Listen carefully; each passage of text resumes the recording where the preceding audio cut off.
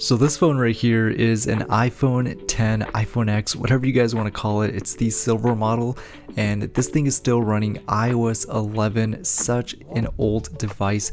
Crazy to think this thing is 6 years old. I picked this up on eBay for like $160. Definitely on the steeper side, but we have to remember this is the 10th anniversary iPhone running its launch firmware. So this is definitely a very rare device, and it's not something that you see every single day come up on eBay, so I had to grab this thing.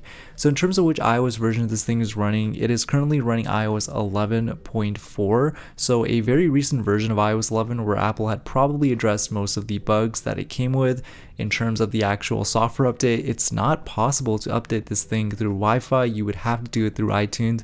So I'm not going to be plugging this thing into the computer at all. I'm going to keep this thing on iOS 11 because this thing is just such a beauty. It is so rare to have in any collection. Love this phone.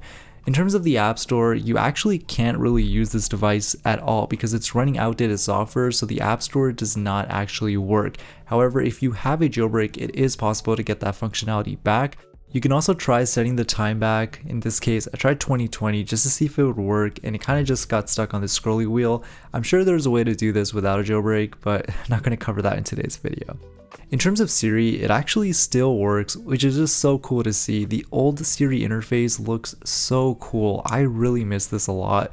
It was really fast, it was responsive, there really wasn't any delay, but as you guys remember, this is iOS 11. It was not the best operating system. In fact, this is one of the worst operating systems that Apple has ever released, not just for the iPhone 10 in this case. Like, just for any iPhone running iOS 11, it really was not a smooth experience, but Apple learned from this, and with software updates, things did get better. One of the things that a lot of people remember from iOS 11 is that you can't swipe up to delete apps from your app switcher. You had to hold the app down and manually delete it, just like you guys see here. So it was like those small things that really made a big difference when it came to owning this device. And I also want to mention, I think it's absolutely hilarious that Apple tried to hide the notch with this wallpaper. Every single time you turn on the display, it kind of blended in, so it looked like the notch wasn't there, but the notch was there. Everyone knows it was there. I also love the fact that this thing had 3D touch.